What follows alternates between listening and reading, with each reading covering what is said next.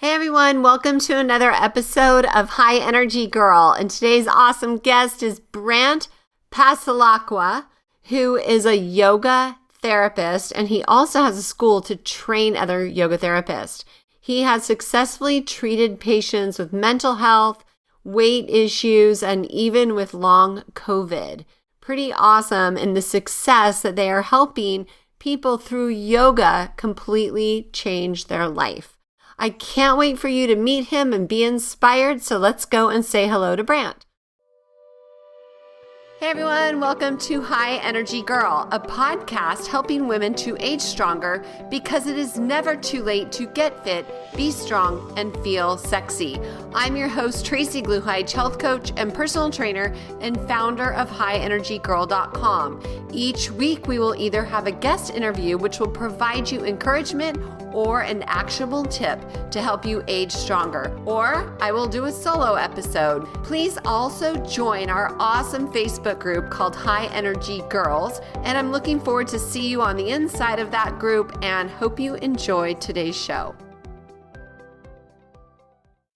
Guess what, everyone? My book is out. It is a revised and updated edition of a book I wrote 5 years ago called No Frickin' Way, 21 Days to Ditch the Diet and Lose Weight the Keto Way by Loving Yourself to Health. When I first wrote the original book, I was not a believer in the low-carb movement, but after all the years of research I've done, I am sold out for life. In this book, you will learn about all the lies you have been fed, how to engage in loving self-care, how to eat nourishing foods that provide massive energy, why the ketogenic diet is not a fad, how to heal your body through fasting, why you should move your body to get stronger, and how to create an empowering mindset.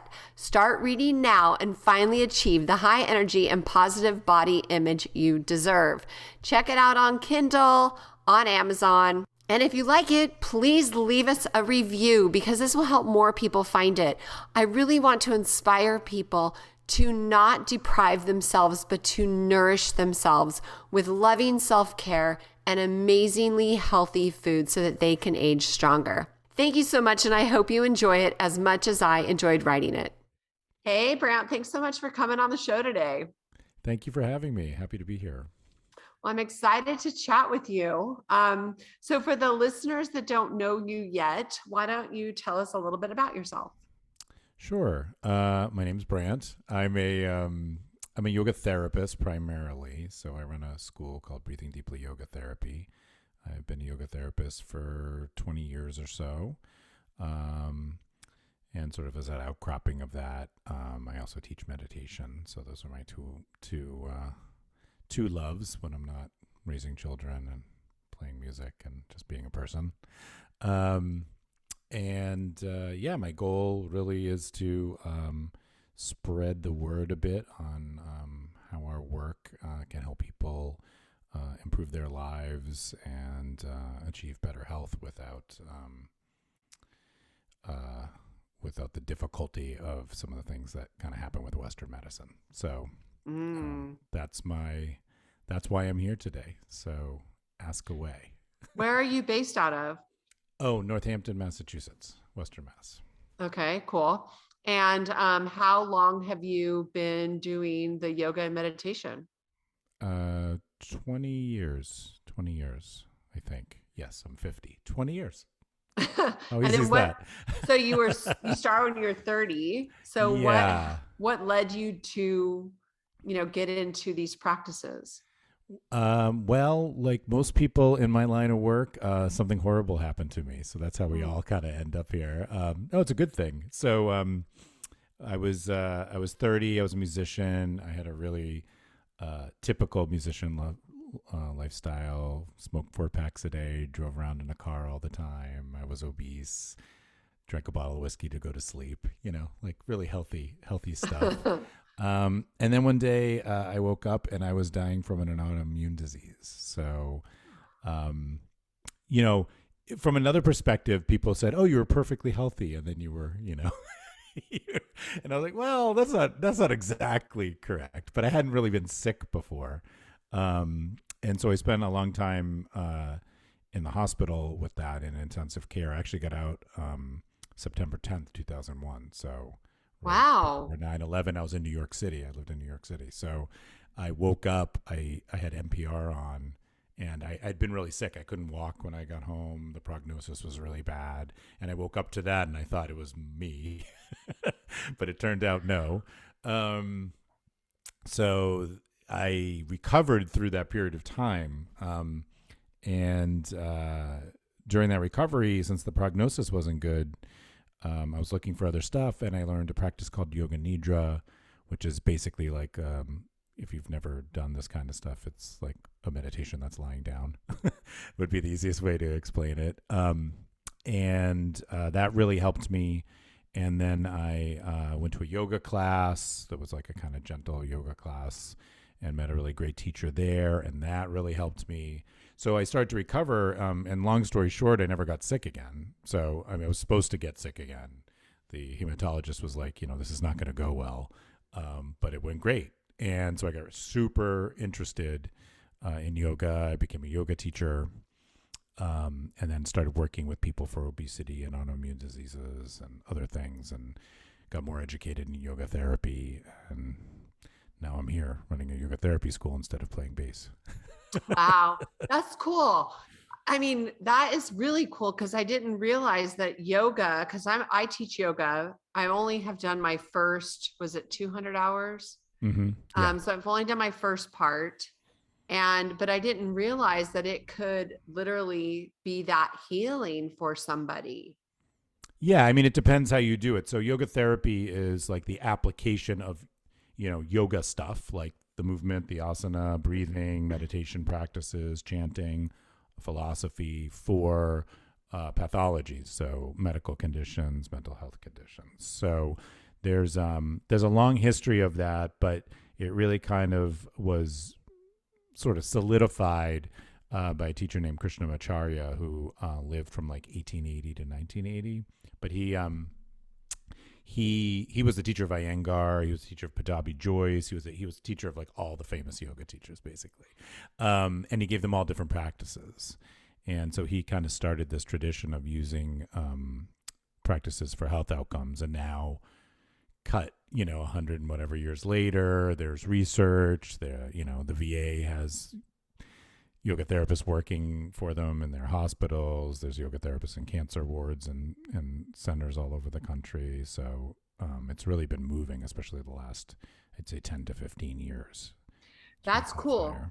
And I heard you say that it helps with mental health because I just recently met with our mayor. I'm going to be doing a bunch of humanitarian work down the road here pretty quickly. And I was just asking her needs, like, what does she see in her city for like the needs? And homeless is something that in California, it's pretty bad. And she said that it's deeper than just the homeless. It's like, we're all, you and me, like-minded people into the root cause. And she's like, we need mental health.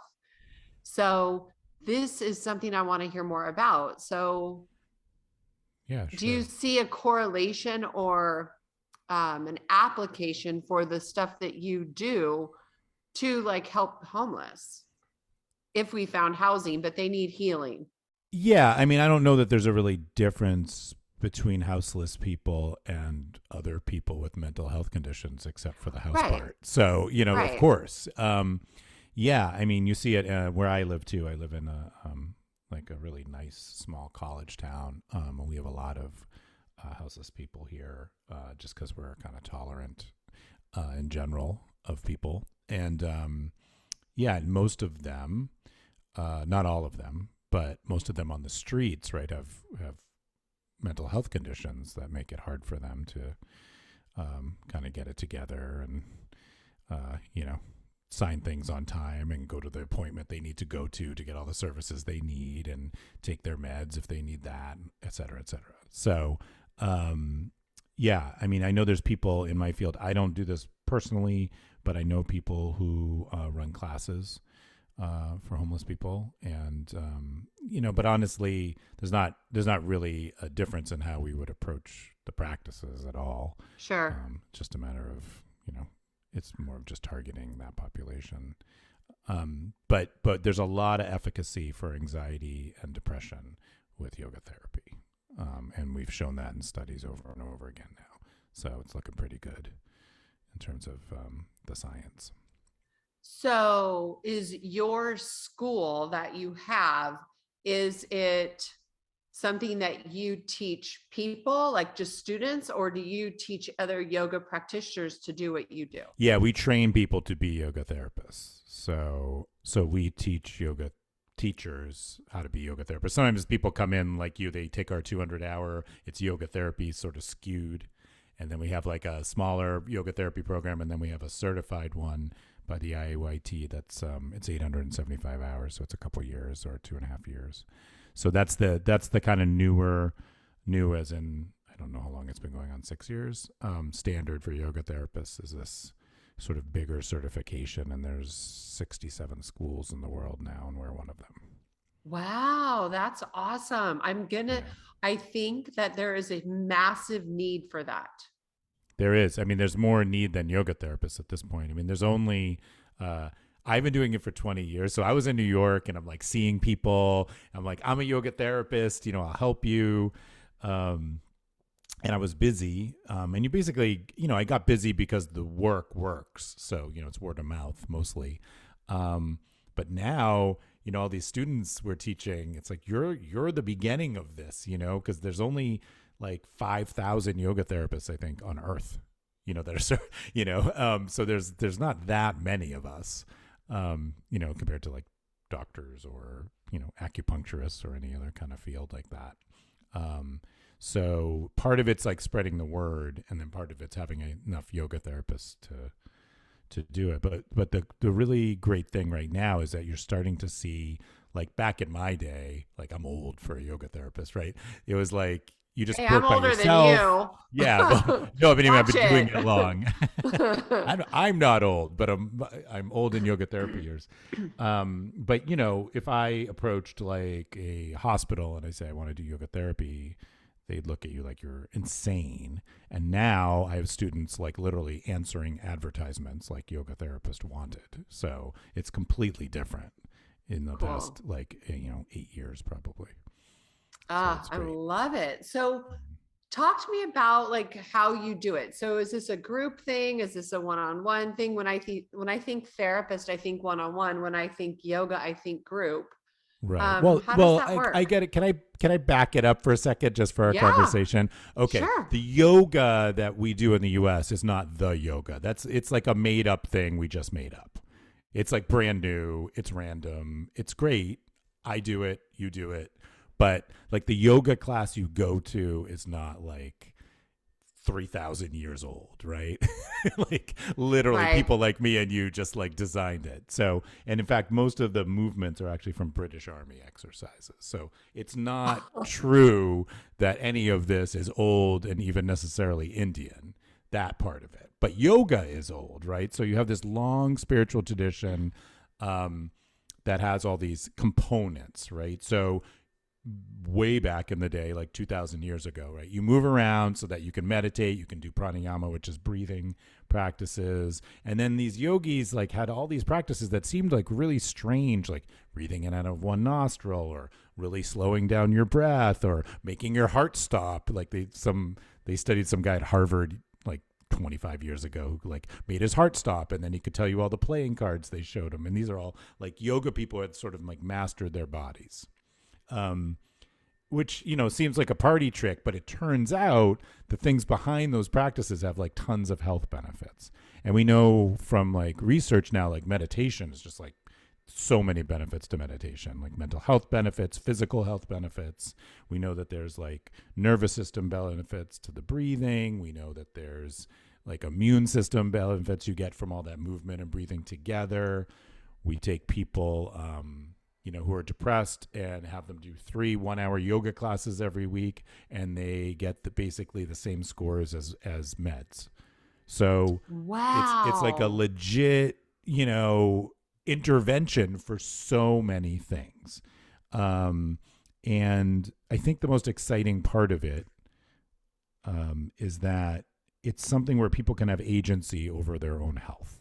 So we've gotten a little complacent, we get told what to do. We take pills.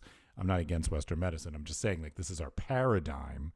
Instead of being like, if you did 3 yoga classes a week, you might be less depressed. You want to try that. People don't have that piece of information. And that's why the studies are really important, because it's not just like you and me saying yoga's cool, like, I love yoga. And I'm sure you're a yoga teacher because you got amazing benefits from it, right? It's not just because it was like a fun thing to do on the weekends, because you could be rock climbing or biking. So there's probably a reason why you teach yoga. And for most people, if you talk to people, it's the combined physical and mental health benefit, right? Mm-hmm. Like, people are like, I'm happier because I go to yoga class. And they don't say that as much with other things. Not that it's not true, like exercise is good for you, but people aren't like, I'm so much happier because I'm a runner. It's not exactly right like that. But with yoga in particular, because of the things we do, people get these like massive bumps in mood and stuff. And I said all that, and I have no idea what your question was. Did I answer it? No, you took my question. You said, well, wait, let me just go back. So I would love to hear, well, my question originally was, is your school, does it do group sessions when you work with a client, or do you guys, if you're working with an individual client on, say, a mental health issue, is it one-on-one like a therapist, or is it a group thing? We do both. What do you do? We do both, but it's primarily based on one-on-one work. And that's because of the way we assess people. So we have a like assessment set the way any tradition would. So the way acupuncturists do in Chinese medicine, like, we have our own sort of way we do it. So 2 people with the same condition will not be given the same practices if yoga therapy is done right. So it doesn't mean you can't do groups. If you had a group of depressed people, like I said, you gave them all 3 yoga classes a week, they're going to be less depressed, most likely. However, if you work with a yoga therapist and we get a little more specific, we're going to work on very specific practices for what we see in you.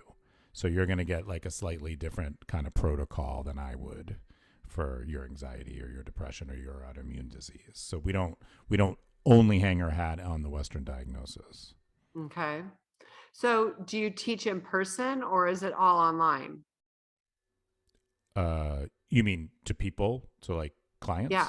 Yeah, because you said you have a studio behind you. So I was just curious. Oh, that's for teaching my school. Yeah. But I do see clients. Actually, I've been seeing clients all over the world for years online. So it depends on the condition. Like, we do everything from physical down through mental health. So scoliosis, I'm probably not going to be as effective as, anxiety. So, I'd be happy to see, I see people for mental health conditions and autoimmune diseases all the time online, actually. But I don't see people as much for, physical issues, because I need to assess them and actually see their bodies. And until everyone gets a point, tilt and zoom camera on their Mac, where we can actually see them. But we've done really well. The COVID's really changed things. So my practicum at my school, everybody's working online and they're getting really good results. So that's encouraging. Oh, cool. I love it. I think like later on down the road, when everything's released, I'm going to be in touch with you, because I think we have something for you and or your students to actually help with the humanitarian efforts, which is, I don't even know if you're aware of what's happening behind the scenes in the world. But we're stepping in general, or what do you mean? Well, in a spiritual realm, like what we're stepping into. I mean, I have my take on it from my point of view, but why don't you tell me what we're talking about? Okay. So, for the last year or so, I've been working with a bunch of humanitarians and how we're stepping into the golden age of mankind, but it's this major, major energetic shift and ascending from 3D to 5D, that type of thing. Are you familiar with all of that? Yeah. Yes. Okay, cool. So I talk about it a lot because the world needs healing. And so we're looking for people who, want to really be a humanitarian and help the world make the shift. Yeah. I mean, that's kind of why I run this school with my wife and who's also a yoga therapist. And, Oh, cool. and, you know, that's been our sort of point of view for a long time. And like, you know, for us, it was like, okay, well, first we have to like train the people, you know, to do the work. So we've been training people for about 10 years, and getting them out there to actually like do the work. So now that it's grown so much, we're able to kind of like share all these people, you know, with the world. And it's really gratifying to see it to work. Because for a long time, you know, the work is one-on-one. So I'm by myself in an office in Manhattan seeing people. You know, you're not like in a group.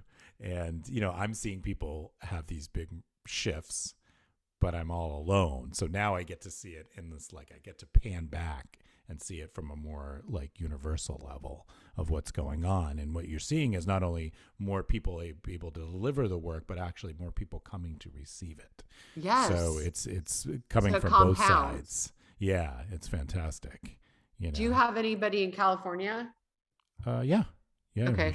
We sure do. There's also California's like always is a little ahead of the curve. So there's other yoga therapy schools in California that have been around a while.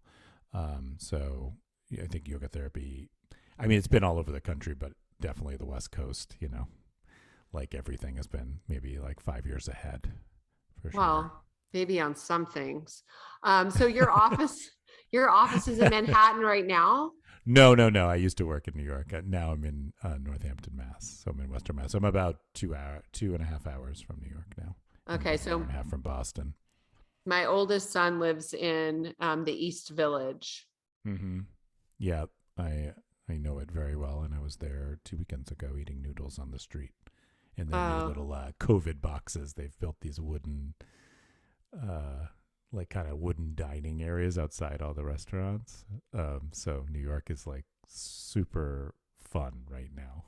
Well, I haven't gone. I haven't gone since all of this, and yeah, when the jig is finally up, I'll go visit. But I'm not gonna get on an airplane right now and I don't blame you. Deal with all this either. BS regulation. I'm a big rebel at heart, and this is just not lining up for me.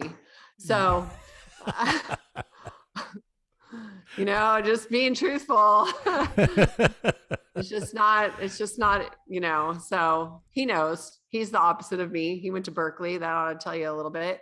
But I'm just like waiting for, you know, it's like at the beginning, like you probably, I was telling people how to build your immune system, you know, like this just doesn't make sense to me. We need to have strong immune systems so we can kill all disease, like, you know, cancer. So, yeah, I mean, it's definitely true that, you know, being healthy seems to give you better outcomes from all diseases. So we might as well start there. You know, we've seen that. I've seen a couple studies on both yoga therapy, massage therapy, where when you take care of yourself in these ways, like your natural killer cell response is higher. So it's like, you know, it's like some really obvious stuff. And it in a way, it's kind of no one's fault. Like the medical system, you know, they're just dealing with emergencies. I mean, it's just really a system of emergencies, right? Like people come in, they have like end stage cancer. They have, you know, they have really bad COVID. They have diabetes because they haven't eaten well in the last 10 years. I mean, I'm not saying people don't just catch things, but, you know, there's a lot we can do.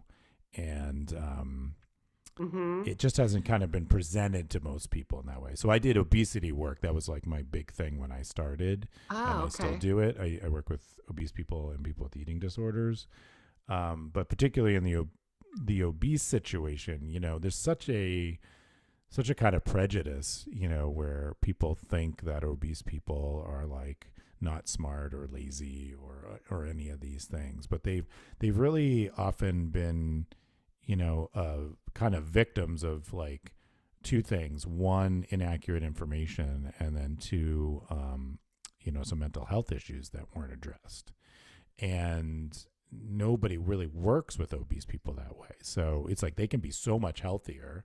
And when we work together, you know, in our programs, people do great. And they're always so shocked that it's not as hard as they thought it would be. Because they had never sort of, you go to the doctor, they're like, you're obese, you're a horrible person. That's why your knees hurt, which may or may not even be true. And, stop eating French fries, have a nice day. It's not really addressed in a global way. We're like, oh, why is it that you have binge eating disorder? Well, oh, you have an anxiety disorder. Like maybe we should work on that first. Root cause, et cetera, et cetera. Yeah, go back to that. And so I think there's a lot of disease states that are like that if you just kind of go backwards a little bit and give people a little control and agency over their own health, they can do a lot better. So let's talk a little bit more about that. So say you have a person with an obesity issue or an eating disorder issue or something around, that space, and they're your client. Do they go to you 3 days a week to do this yoga with you, or do they go to you? It varies. It varies, but in the beginning, I usually work with people once a week. Similar, like you might go to a therapist or something. And then once people are kind of rolling and doing well, which could take any amount of time depending on the person, we try to cut those down. So a lot of what we're working with is like cost, so we're not covered by health insurance. For wealthy people, it doesn't matter, but we're always looking, as a school and a community of like, what can we deliver, for like a really reasonable cost to people so they can do the work. So I've gotten like pretty good at that in my practice, where I'll like cut down the sessions as soon as I can. But people, it's rare someone would see me more than once a week. It's happened, but it's pretty rare. Okay. So do you like video the session so they can repeat it on their own for the other 2 days? Yeah. Well, it's a mix of things. It's not exactly as you'd think maybe. So like I video practices. I mean, I used to write them out, back before everyone had a phone and whatever. So yeah, I teach people practices and then they do the practices. And sometimes part of our work is helping people do them because habit change is very hard. So that's a huge part of our work. But once they're doing the practices, then we kind of are evaluating if they're working, and we have some ideas around that. And then we tweak the practices so that they work better and better and better. And also there's a skill building part, because if you're new to yoga, say, even if you're not, you come, you have an autoimmune disease, I teach you some breathing stuff and some moving stuff, but you're not good at it because you've never done it. So, there might be some time where you're kind of getting better at that. And in my mind, I'm like, I know where we're going. You just have to build these like 3 skills, like these breathing skills, these meditational skills. And when you can get to this last thing, you'll be able to do these practices and they'll help you quite a bit. So, the person comes and they learn something and then they learn something new and then we change it slightly and then they forget to do it or they blow it and they feel terrible about themselves and we talk them off a ledge and put them back on track, all those things.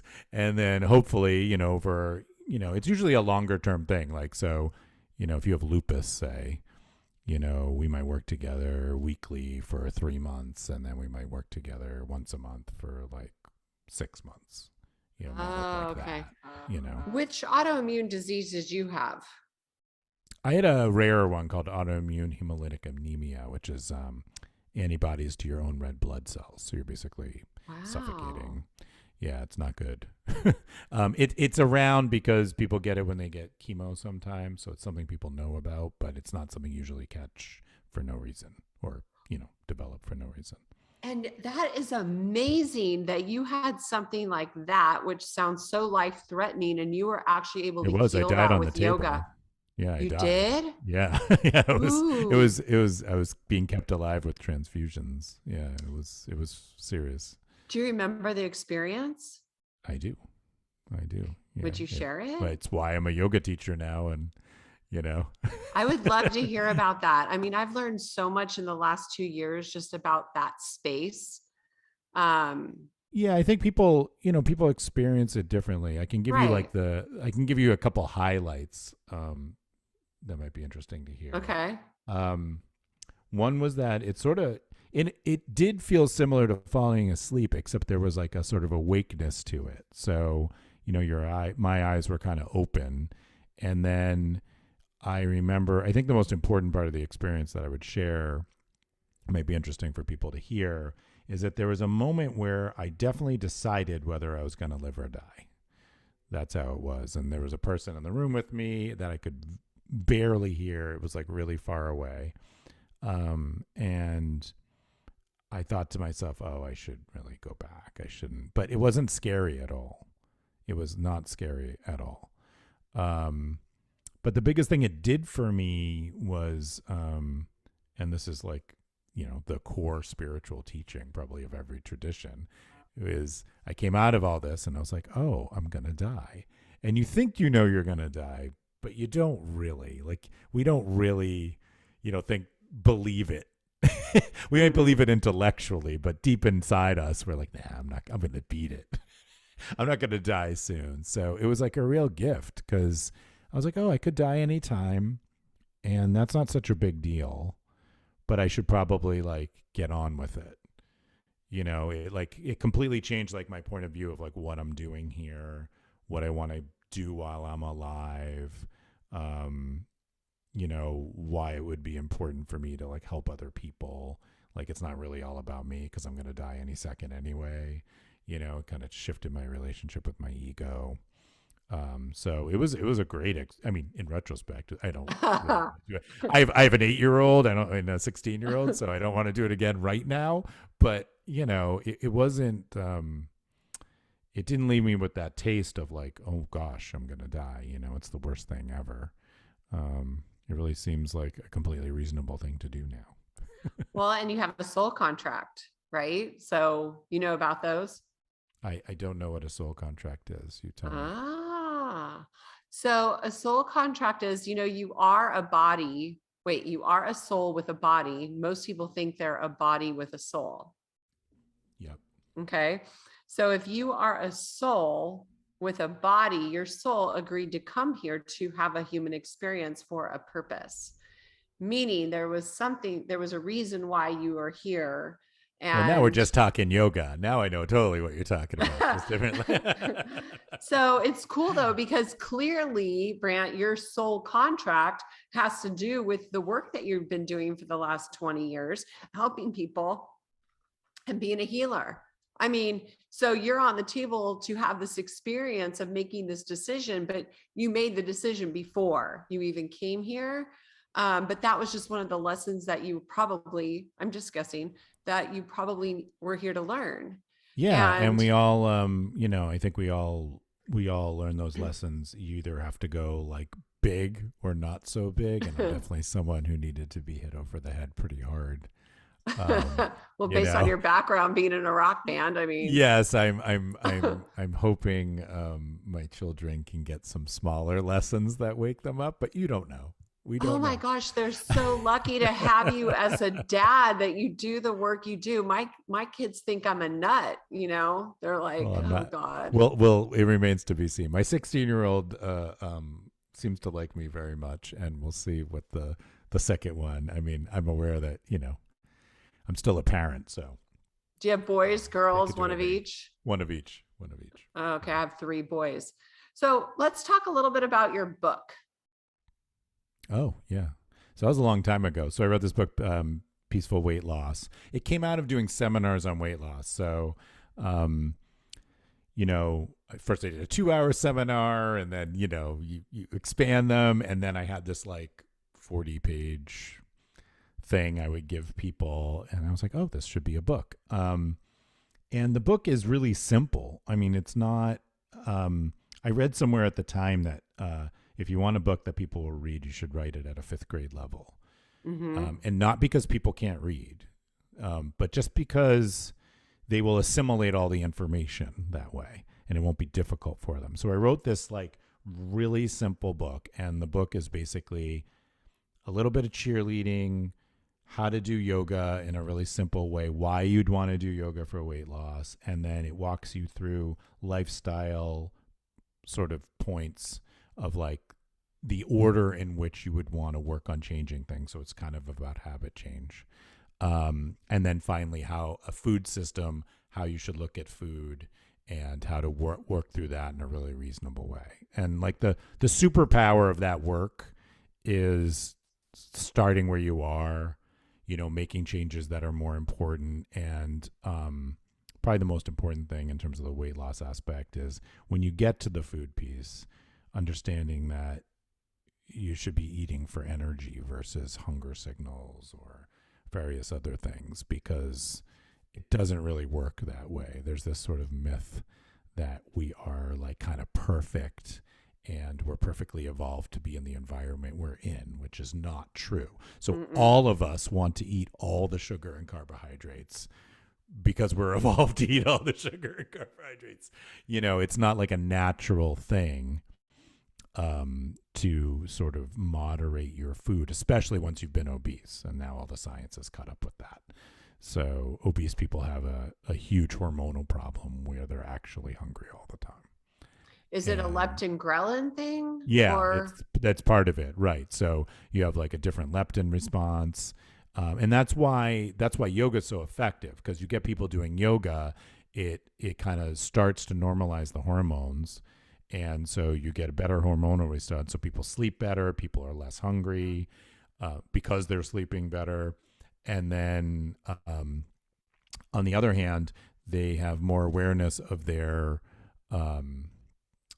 energy levels and how things affect them. So one of the things that goes on if you're really overweight, not for everyone, but for most people, is that you no longer really feel the effects anywhere close to real time of anything you're doing to yourself. So, I don't know you personally, but like, if you eat a pint of ice cream, right, you're probably gonna be like, whoa, I ate a pint of ice cream.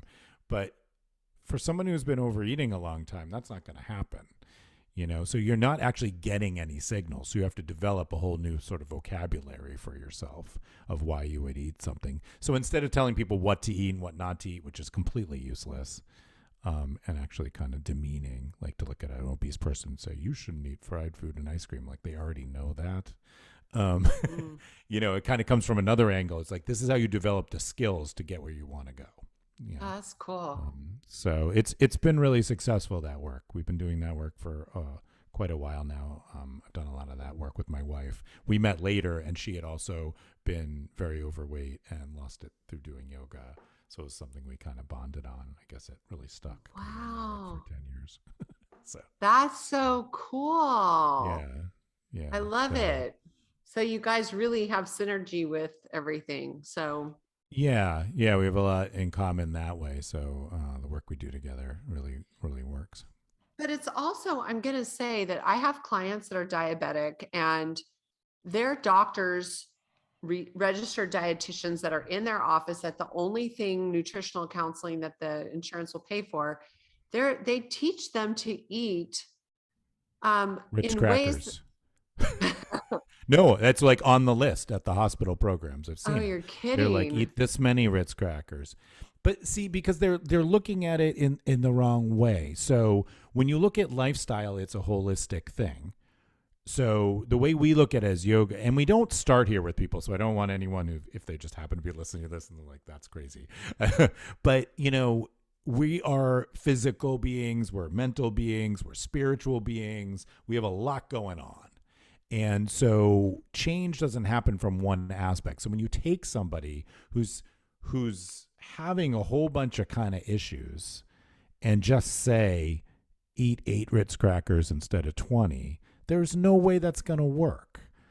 You have to really look at the person and see what's happening. And I've been working with people. I mean, now I work with people who have, I've been doing this for years, but from the obesity work, one of the things that I learned is that a third of my clients have been sexually abused. So I got good at working with people, sexual abuse survivors, so that was like a third off the bat. And that's not an experience I've personally had. So I didn't see it coming. So I had to get, up on my trauma work real fast. But, just from the get-go, they're sending people with diabetes, for instance, who are obese to a dietitian. And this person, right, has had this like intense abuse history, say. And that's probably a third of those people. And so there's no way they're going to get better from that dietitian saying, eat some blueberries. Mm-hmm. You hear my voice. It's almost like it gets me so angry, because nobody's really looking at them and saying, tell me about yourself. Tell me the things that this is part of our assessment in yoga therapy. We go across the entire system. So I want to know about you physically. I want to know about injuries and medicines and all those things. And I want to know about what you do for work. And I want to know your rhythms of your life. And do you have a family? Do you live alone? What's going on? And then I also want to know what your mental status is and what your traumatic experience have been, if any, that you think are relevant. And when you ask people those questions, this is the amazing thing about doing the work, is people tell you. Like, most people will look you dead in the eye and say, yeah, I've had a really rough life, and here's why. And they don't know that I'm going to ask those questions when they come. They're like, aren't you going, I'm too fat. I want to lose weight. Help me out. I'm like, great. I do this big assessment. And then in that hour and a half conversation, I'm like, so what else do I need to know? If you have any big traumas, has anything happened to you? Do you have any mental health issues? Do you have a lot of anxiety? And then people tell you. And you're like, well, we got to do something about that, because there's no way, as you know, and I know, and anyone who eats knows, there's no way you're going to do massive diet change while you're under tons and tons of pressure. Mm-hmm. Right? You can't do it.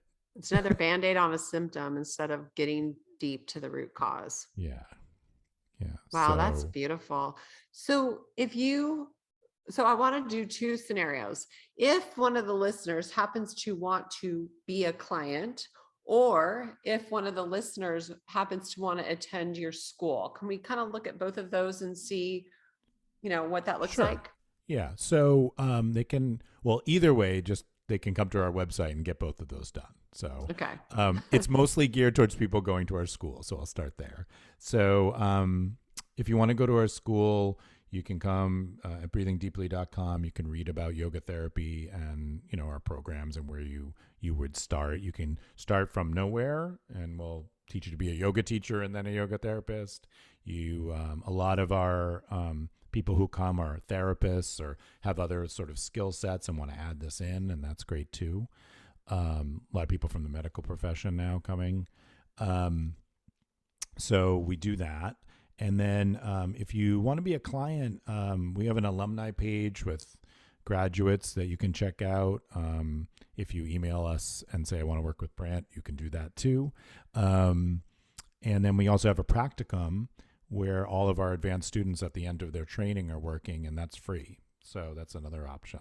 So if people need help and, especially if you're, not wealthy, you're welcome to come there and fill out an application, and we will connect you with somebody who's looking to work with people. So that program's been amazing. So I'd really encourage your listeners to do that if they need help. That is so awesome. I see this huge need for the work that you're doing. Yeah, it's pretty, it's needed. And, we're not the only game in town. There's lots of useful, modalities, but I think yoga therapy it's a pretty good one because everyone can do it, and you can do it for yourself. And there's just not so much of that going on right now. It's so practitioner dependent. And it's a lot for people to get to lots of appointments. When you work with a yoga therapist, like, you might have appointments for a while, but you're learning skills. And then, my goal is to get you out of my office. My goal is that you don't need me anymore. I never see you again. Not that I don't like you, but that, your mental health has improved, or your autoimmune disease has improved, or, you've lost the weight you want to lose, and you know exactly what to do now. Mm-hmm. And, the most gratifying thing is getting letters from people like 10 years later being, hey, by the way, thanks so much.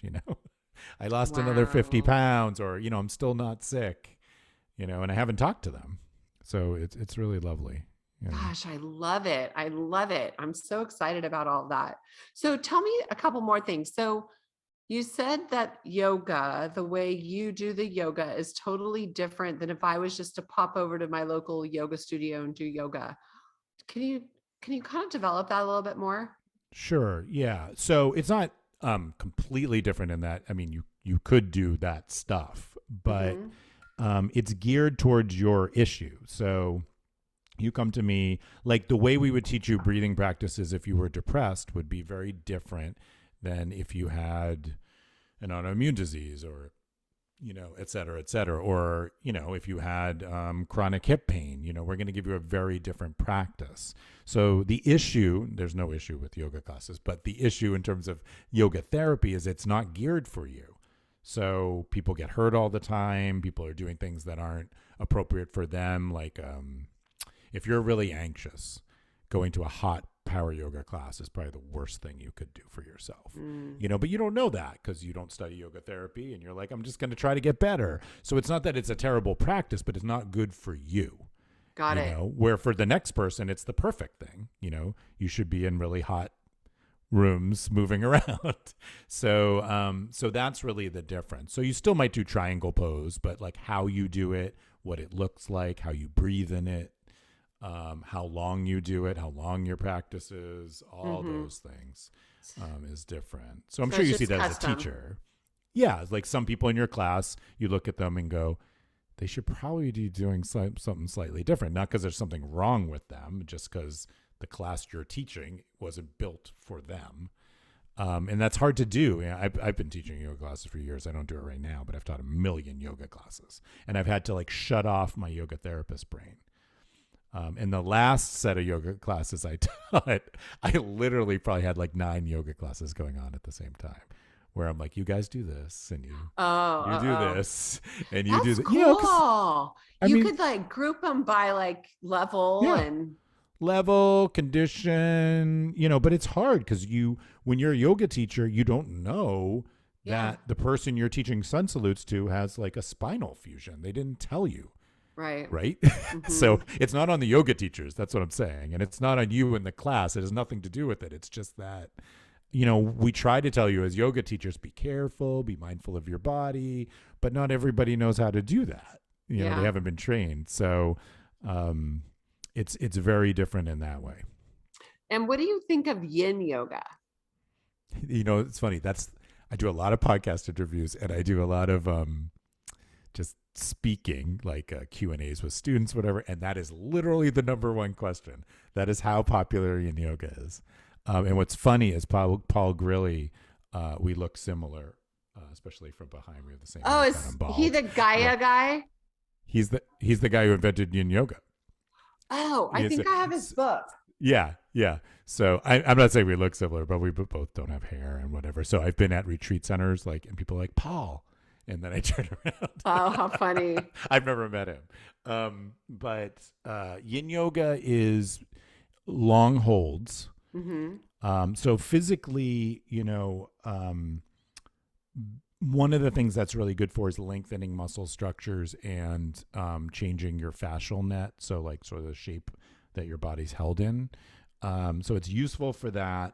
I think even he says, if I remember right, like you shouldn't do it all the time because, it should be countered with other kinds of movement. So one of the issues I've seen is that people get really into yin and then they always do yin.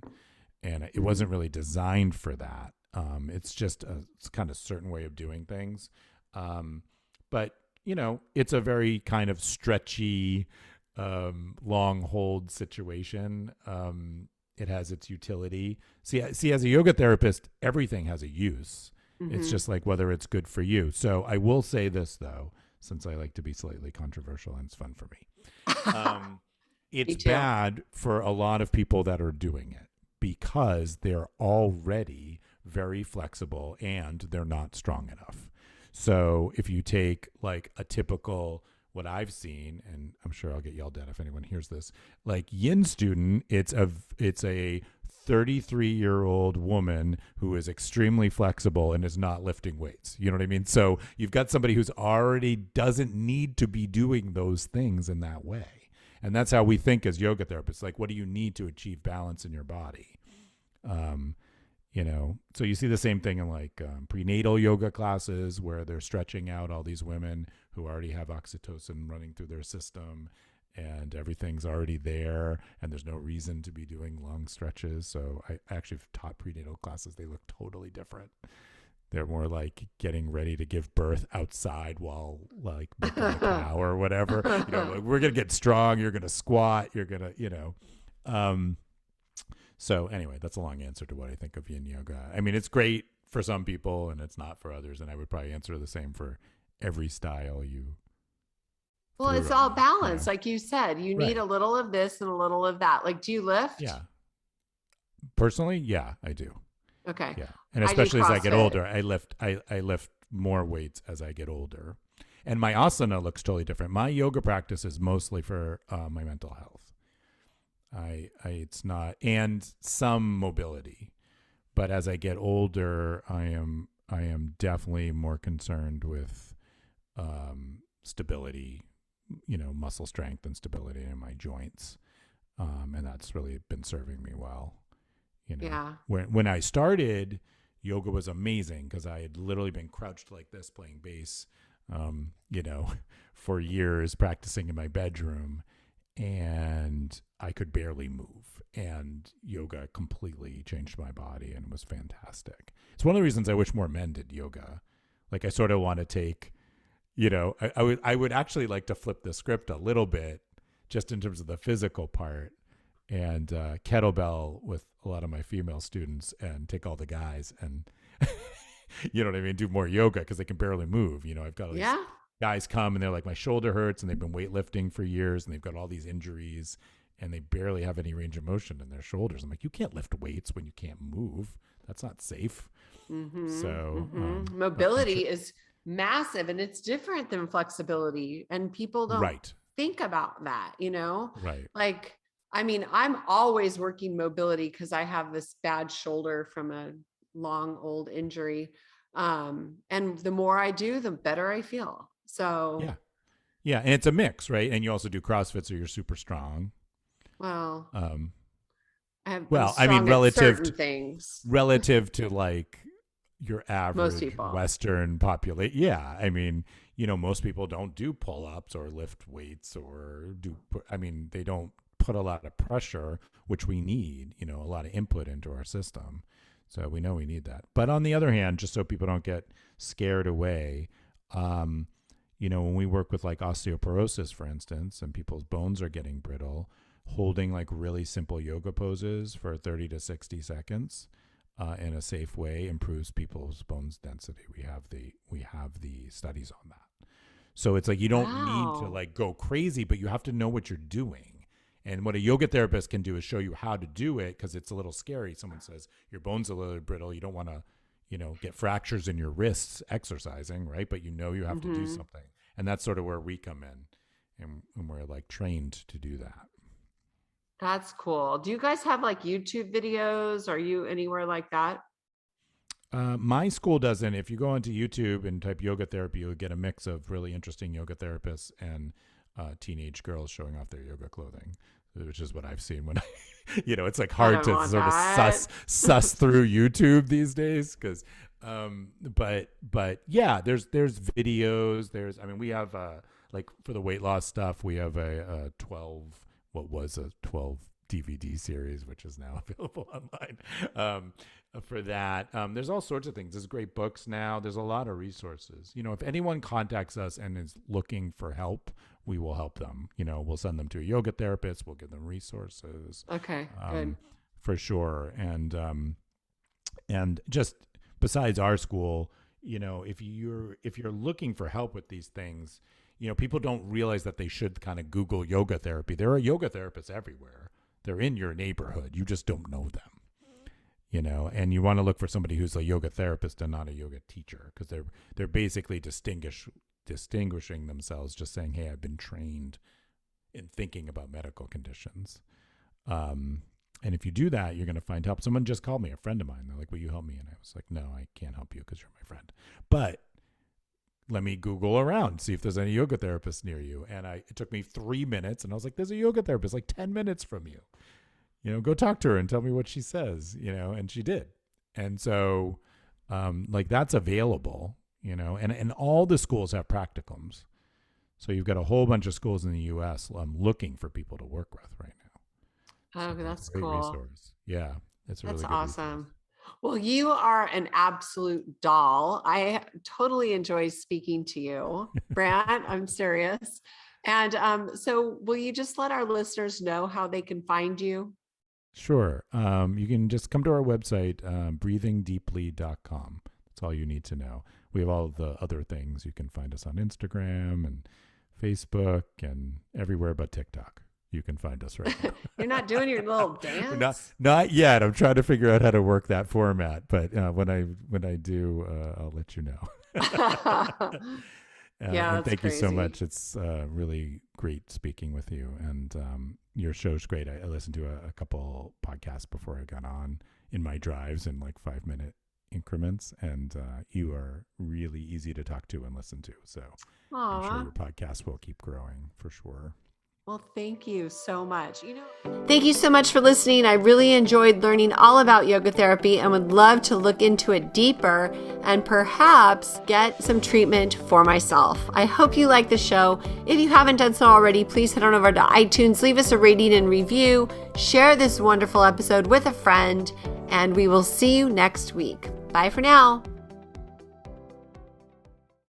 This podcast contains the opinion and thoughts of its host and guests. It is intended to provide helpful and informative material on the subjects covered.